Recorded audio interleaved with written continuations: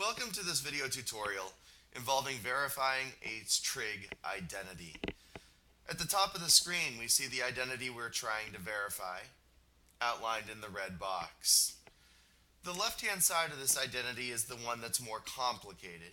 Hence we will start at the left-hand side and try step by step to arrive at the right-hand side of our identity.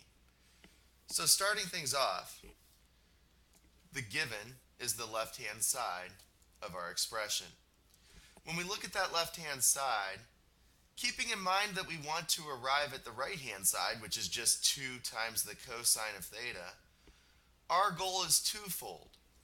We want to end up with just a cosine on the left-hand side here, and we also want to end up where the only input is a theta. One way where we might end up with only having an input of theta in the expression is if we focus in on this 2 theta right here and use our double angle identity to rewrite the sine of 2 theta into an equivalent expression. So that is what we will do in our next step. And we see that the sine of 2 theta is 2 times the sine of theta times the cosine theta. Again, on the left-hand side of this proof, the 2-column setup, we are keeping the same variable, the theta, throughout.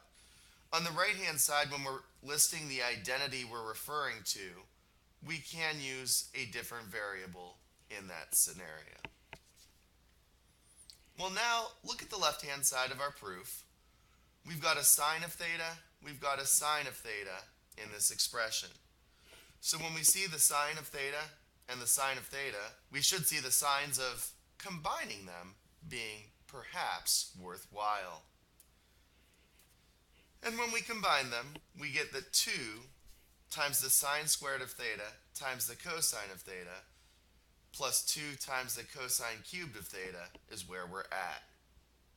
Again, keep our eye on where we want to go. We want to end up with 2 times the cosine of theta.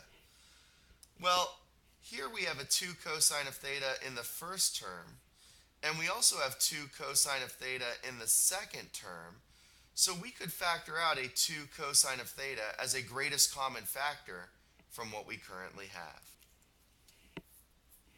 And when we factor out that 2 cosine of theta as the greatest common factor, look at what remains.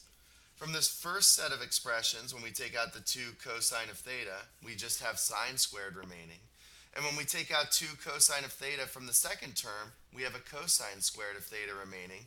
And sine squared plus cosine squared of the same input is always equal to 1.